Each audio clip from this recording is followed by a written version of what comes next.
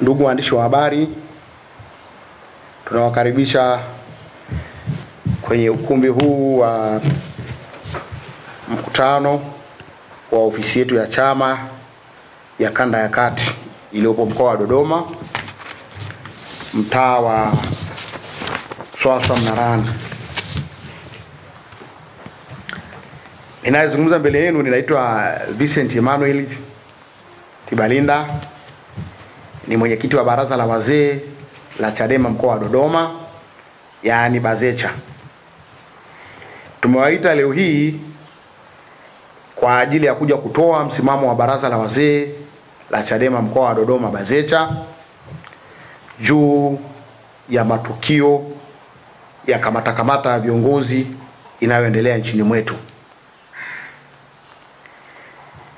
Msimamo wa baraza la Chadema Bazecha mkoa wa Dodoma: tunalaani kwa nguvu zetu zote matukio ya polisi kukamata viongozi wetu wa kitaifa ambao wanafanya shughuli za kisiasa kwa mujibu wa katiba ya nchi. Viongozi wetu wanaofanya majukumu ya kisiasa ili kutimiza majukumu yao kwa mujibu wa katiba. Tunatoa tamko la kulaani jeshi la polisi Tanzania.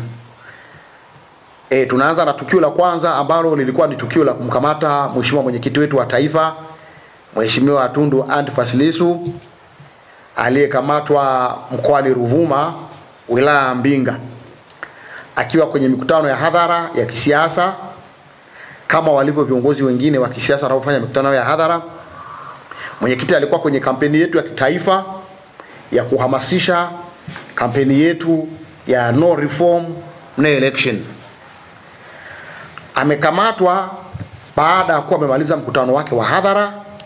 Mkutano ule uliendeshwa kwa njia ya amani, wananchi walikusanyika kwa amani.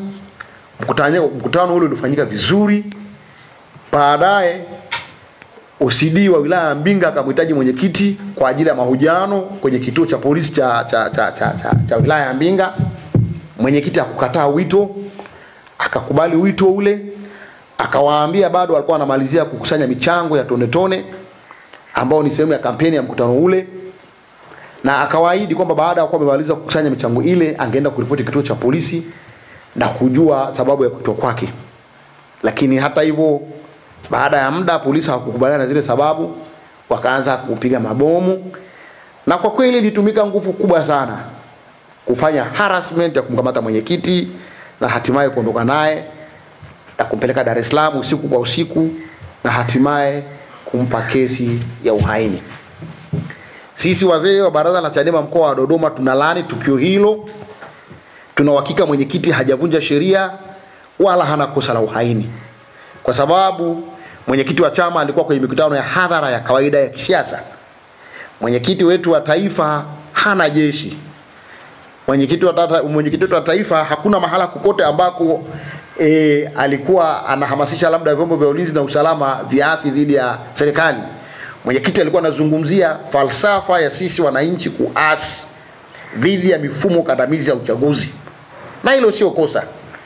Kauli hii sio mara ya kwanza kutolewa na mwenyekiti wa chama wa taifa. Kauli hii iliwahi kutolewa huko nyuma na baba wa taifa Mwalimu Julius Kambarage Nyerere, na alisema tunahitaji vijana majasiri, tunahitaji vijana wenye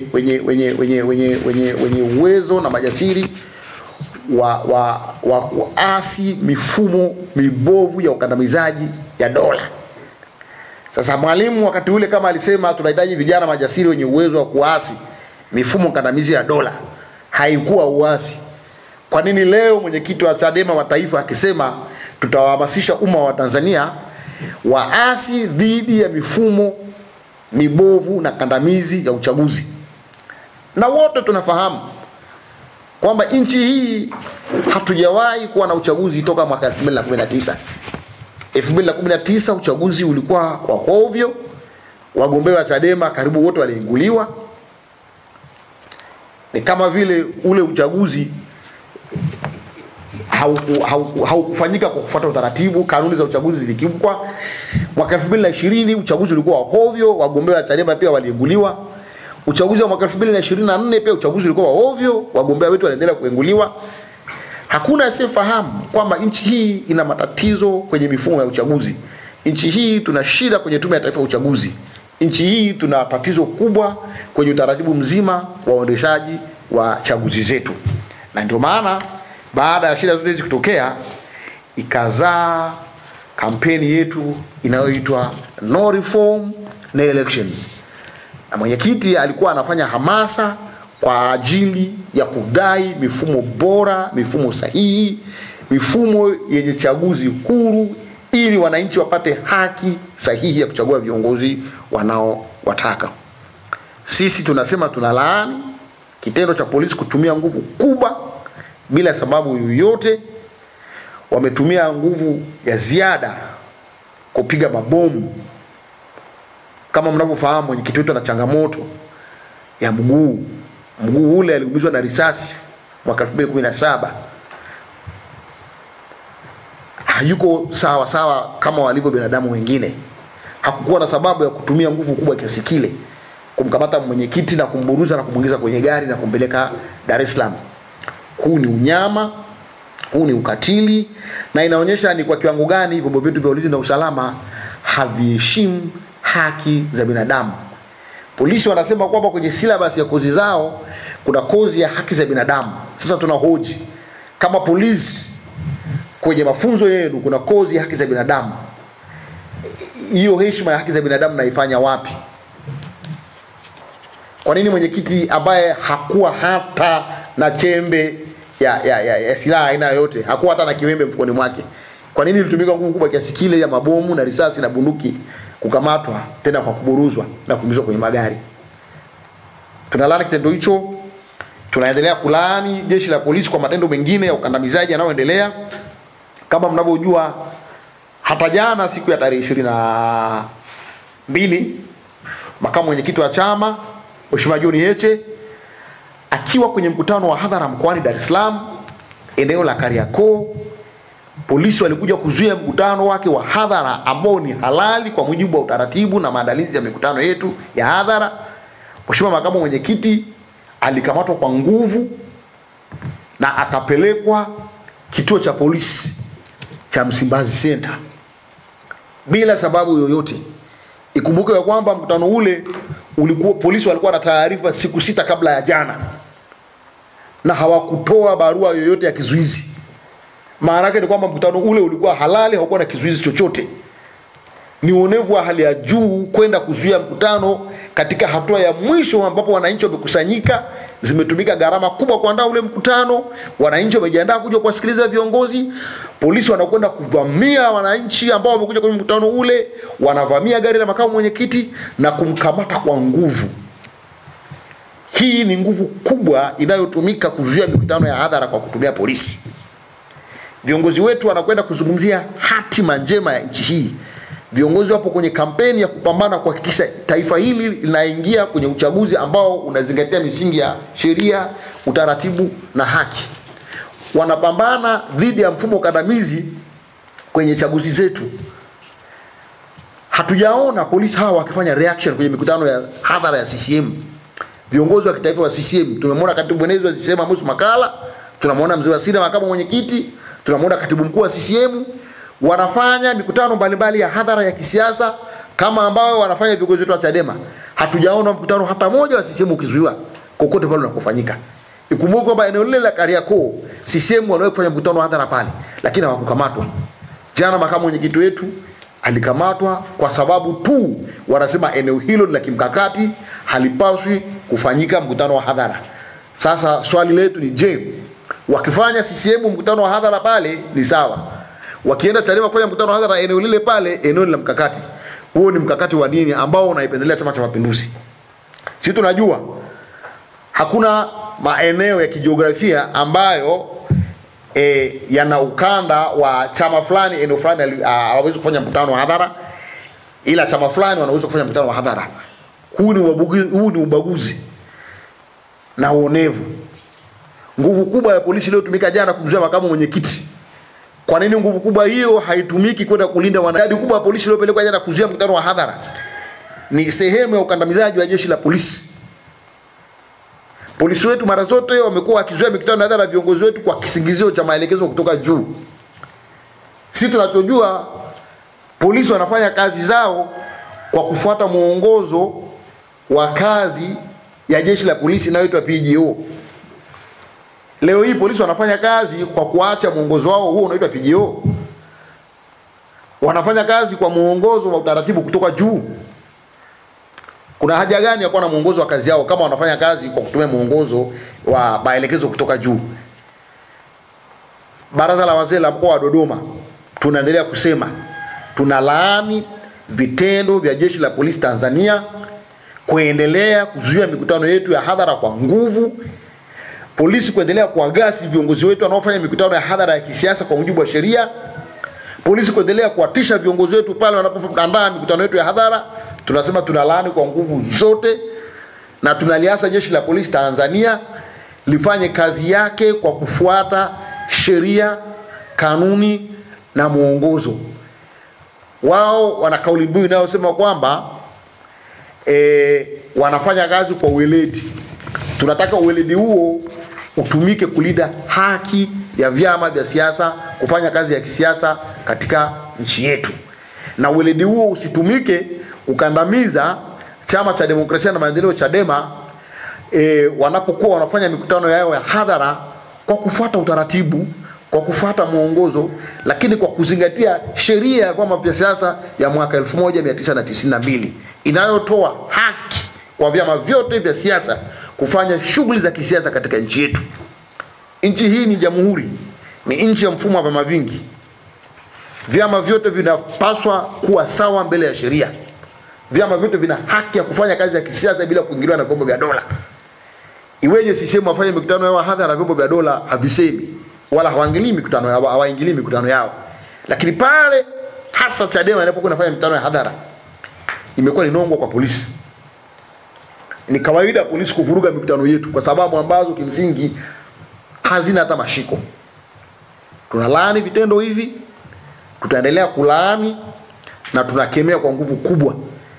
Polisi waache kutumika vibaya. Polisi wasipate maelekezo kutoka juu.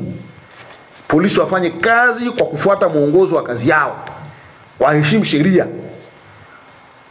Waheshimu kanuni inayovipa vyama vya siasa kufanya shughuli za kisiasa katika nchi hii. Lakini polisi wasifanye kazi kwa upendeleo. Wao wako pale wanalipwa kwa kutumia kodi za wananchi. Kodi za nchi hii tunalipa wote bila kujali itikadi zetu. Wawe CCM, wawe Chadema, wote kwa pamoja wananchi wanalipa kodi. Kodi hizo zinatumika kuwalipa polisi mishahara, posho na mambo mengineyo. Kwa hiyo tunaomba polisi wafanye kazi kwa kufuata sheria na polisi wasitumike kisiasa. Hatutaki polisi watumike kisiasa, tunataka polisi wazingatie sheria, wazingatie utaratibu katika kutenda majukumu yao. Kwa hiyo waheshimiwa waandishi wa habari, tumewaita leo hii ili kutoa msimamo huu wa Baraza la Wazee la Mkoa wa Dodoma kulaani kitendo cha polisi kuzuia mkutano wa hadhara ambao ulikuwa unafanyika kule Mbinga na hatimaye kumkamata mwenyekiti wa taifa na sasa kumpa kesi ya uhaini. Sisi tunasema kesi ya uhaini ambayo mwenyekiti amepewa si kweli. Mwenyekiti wetu sio uhaini na tunafahamu ni kesi ya kisiasa ya kusingiziwa. Haya yote yamefanyika ili kupunguza kasi na nguvu ya mwenyekiti kuendelea kufanya mikutano ya hadhara kupitia kampeni ya no reform no election. Tunasema Baraza la Wazee kwamba kampeni ya no reform no election tutaendelea nayo, hatutarudi nyuma, tutaendelea kuhamasisha wananchi, na tunasema sio tu chama hiki kitasusa uchaguzi. Hatuwezi kususia uchaguzi, ila tutazuia uchaguzi pia wakati ukifika. Huu ni msimamo wa chama, tuendelee kusimamia msimamo wetu, hatutarudi nyuma, tutaendelea na kampeni hii. Hata kama watakamata viongozi wetu wa kitaifa, viongozi tuko wengi wa Chadema, tutaendelea na mchakato huu wa no reform no election. Tutaendelea kufanya mikutano ya hadhara kwa sababu kwa mujibu wa katiba na kwa mujibu wa sheria ya vyama vya siasa ya mwaka 92 ni haki yetu kufanya mikutano ya hadhara na kuongea na Watanzania popote pale walipo. Na mikutano yetu yote inafuata utaratibu wa kisheria kabla ya kufanyika.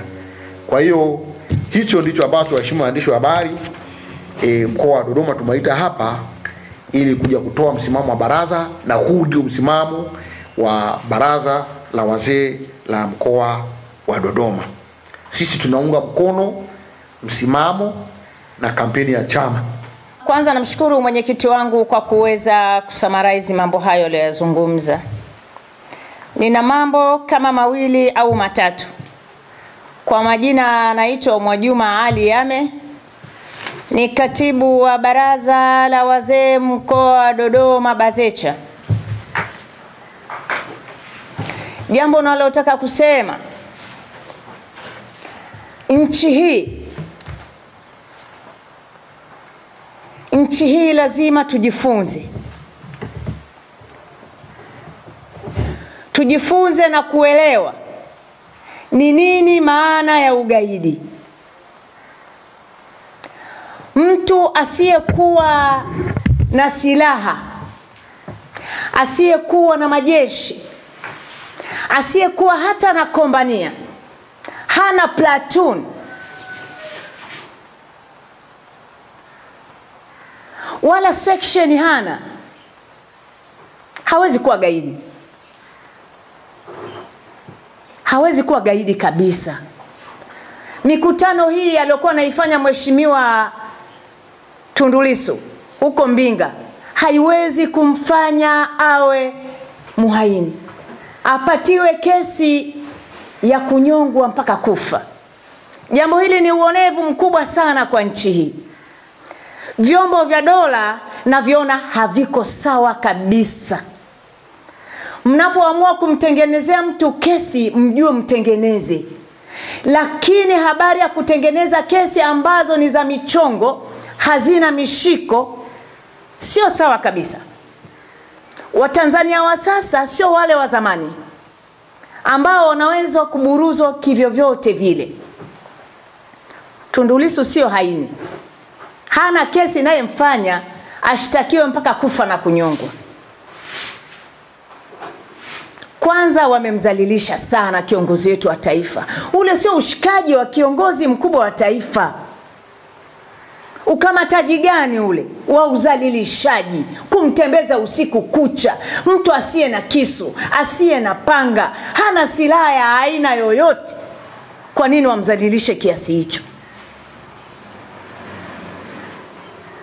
Na naviasa vyombo vya dola visitumike vibaya. Jeshi la polisi litambue wajibu wake ni kulinda raia na mali zake. Jeshi la polisi lisitumike vinginevyo, mnazalilika. Iko siku mtajajuta. Hii shida gani iliyoko ndani ya nchi hii? Jeshi la polisi, vita mnakwenda kujifunza kwa raia wenu ambao hawana makosa, ambao hawana silaha ya aina yoyote. Maana mnatumia miondoko yote ya kijeshi. Mnakwenda mara ghost walk, mnakwenda single file, mnakwenda double file, mnapiga ambush.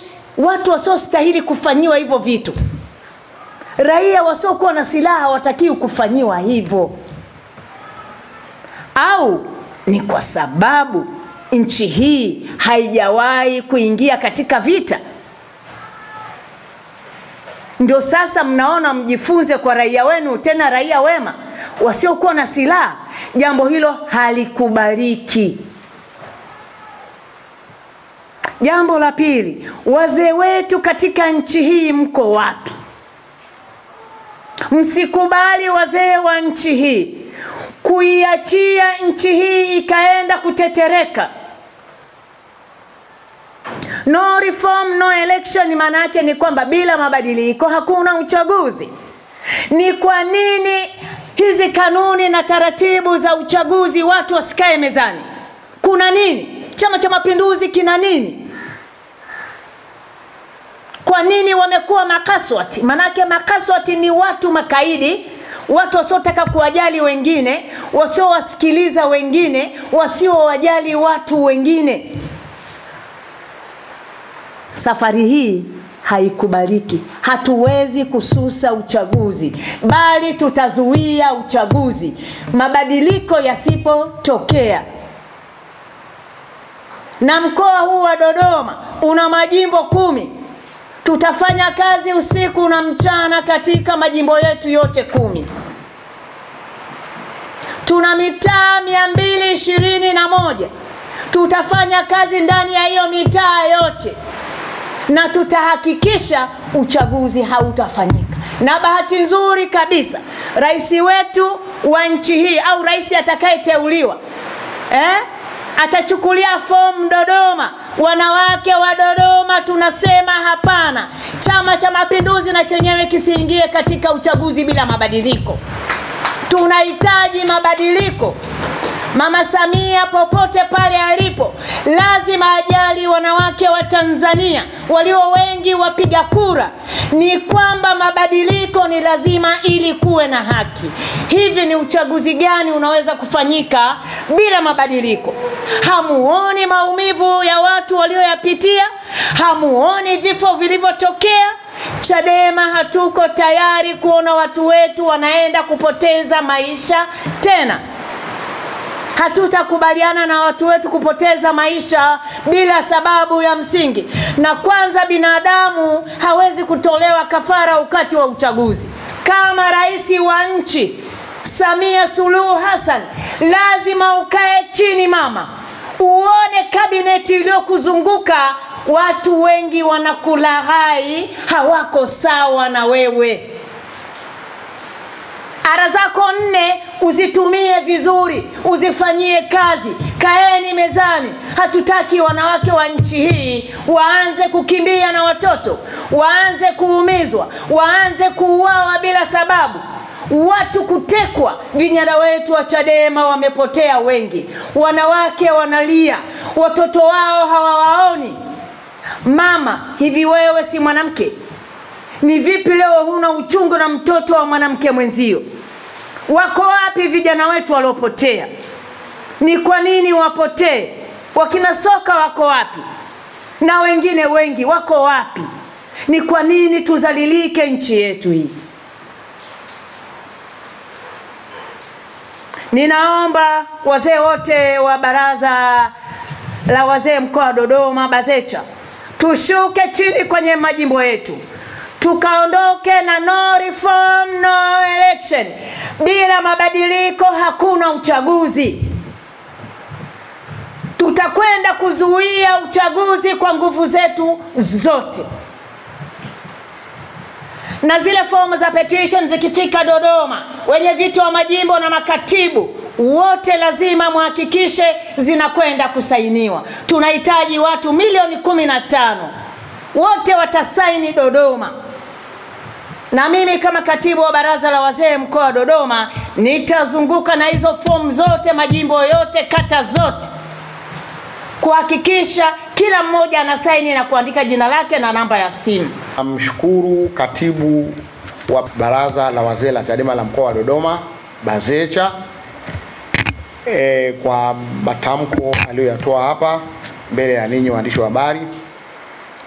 Lakini baada ya shukrani hizo, ninaomba tu nimalizie kwa kusema kwamba kesho tarehe 24 mwezi wa 4 mwaka 2025 ndio siku ambayo kesi ya Mheshimiwa Mwenyekiti wa Taifa Mheshimiwa Tundu Antipas Lissu itasomwa Mahakama Kuu Kanda ya Dar es Salaam. Tunawaasa wanachama, wapenzi na washabiki wote wa Chadema wa mkoa wa Dodoma, lakini tunawaasa watu binafsi, watu wenye mapenzi mema, watu wenye kumtakia mema Mheshimiwa Mwenyekiti wetu wa Taifa. Tunawaasa Watanzania wapigania haki, tunawaasa wananchi wote wapenda haki, wote kwa pamoja, kwa umoja wetu, kwa solidarity yetu, twendeni Dar es Salaam, tufike Kisutu, tumtie mwenyekiti moyo, tuungane na waheshimiwa viongozi wa kitaifa, viongozi wa mikoa, viongozi wa kanda, viongozi wa majimbo ya mkoa wa Dar es Salaam, wanachama, washabiki na wapenzi wote wa chama hiki wa nchi nzima ambao siku ya kesho watakuwa pale Dar es Salaam Mahakama Kuu kusikiliza kesi. Kwenda kusikiliza kesi ni haki yetu. Mahakama ni chombo cha kiraia. Tumesikia taarifa ya kamanda wa kanda maalum ya mkoa wa Dar es Salaam akipiga marufuku na kuzuia mikusanyiko ya wanachama na viongozi wa Chadema hapo mahakamani. Sisi baraza la wazee mkoa wa Dodoma tunasema kamanda Muliro wa kanda maalum hana mamlaka juu ya muhimili wa mahakama. Mahakama ni muhimili unaojitegemea. Polisi sio wasemaji wa mahakama, na kwenda mahakamani na kusikiliza kesi ya kiongozi wetu, kesi ya kiongozi mkubwa wa kitaifa ambaye ana wafuasi wengi ndani ya nchi hii ni haki yetu. Na tunasema tutakwenda kwa amani, tutakuwa tumeshikilia vitambaa vyeupe mkononi ili kuashiria upendo na amani, kwenda kusikiliza hiyo kesi ya uonevu dhidi ya mwenyekiti wetu wa taifa. Na tunasema kwamba ni haki ya kila mtu kwenda kusikiliza namna ambavyo kesi ya uhaini dhidi ya mwenyekiti wetu inavyoendeshwa.